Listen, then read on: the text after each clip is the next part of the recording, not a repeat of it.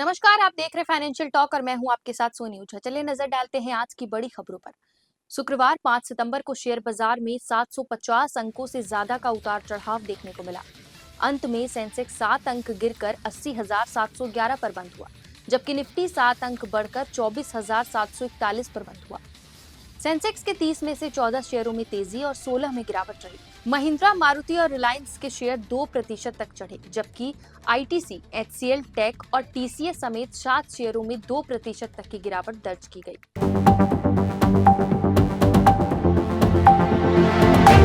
शुक्रवार 5 सितंबर को सोने चांदी के दाम नए उच्च स्तर तक पहुंच गए। आईबीजे के अनुसार 10 ग्राम 24 कैरेट सोना 501 रुपए बढ़कर 1,06,446 रुपए पर पहुंच गया, जबकि कल इसकी कीमत 1,05,945 रुपए थी। वहीं चांदी की कीमत 774 रुपए बढ़कर 1,23,551 रुपए किलो हो गई, जो कल 1,23,207 रुपए थी।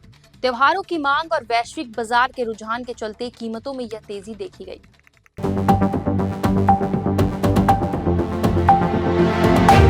भारत सरकार ने आगामी 15 वर्षों के लिए डिफेंस एक्विजिशन प्लान जारी किया है, जिसे the technology prospective and capability road map कहा गया है। यह रिपोर्ट 2030 तक भारतीय सशस्त्र बलों में शामिल होने वाले करीब 200 नए हथियारों और तकनीकों का खाका पेश करती है।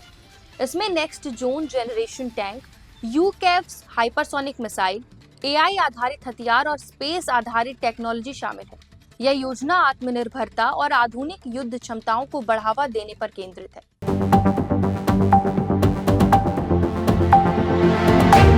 अमेरिकी राष्ट्रपति ट्रंप ने शुक्रवार को कहा कि लगता है हमने भारत और रूस को चीन के हाथों खो दिया। उन्होंने शी जिनपिंग, पुतिन और प्राइम मिनिस्टर नरेंद्र मोदी की 2017 ब्रिक्स समिट की तस्वीर साझा की, जो चीन के शियानमेन में हुई थी। ट्रंप ने तीनों देशों को अच्छे भविष्य की शुभकामनाएं दी। भारतीय विदेश मंत्रालय के प्रवक्ता रणधीर जायसवाल ने इस पर कोई भी टिप्पणी करने से इनकार कर दिया है।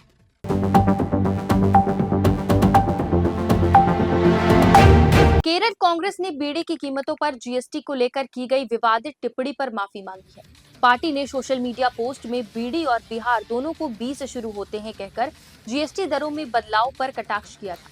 यह टिप्पणी बिहार के लोगों को अपमानजनक लगी और राजनीतिक विवाद खड़ा हो गया।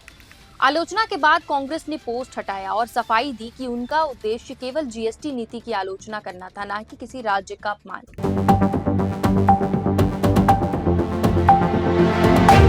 लगातार बारिश से पहाड़ी राज्यों से लेकर दिल्ली एनसीआर तक हालत बिगड़ गई है। यमुना नदी खतरे के निशान के ऊपर बह रही है, जिससे कई इलाकों में बाढ़ आ गई है। नोएडा के सेक्टर 135 और 151 जलमग्न हो गए, जहां 3-4 फीट तक पानी भर गया है।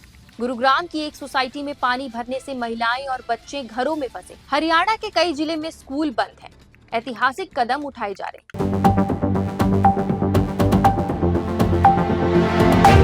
गोरखपुर में सीडीएस जनरल अनिल चौहान ने कहा कि भूमि राष्ट्र की भौतिक पहचान है, लेकिन विचारधारा की सुरक्षा भी उतनी ही जरूरी है, जैसे शरीर के लिए खून।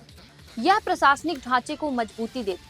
उन्होंने कहा कि दुश्मन परमाणु हथियारों से लैस है और आजादी के बाद से सीमा विवाद सबसे बड़ी चुनौती बना हुआ है, विशेषकर चीन के साथ। इसके अलावा क्षेत्रीय अस्थिरता भी राष्ट्र सुरक्षा के लिए गंभीर चिंता का विषय बन गई है।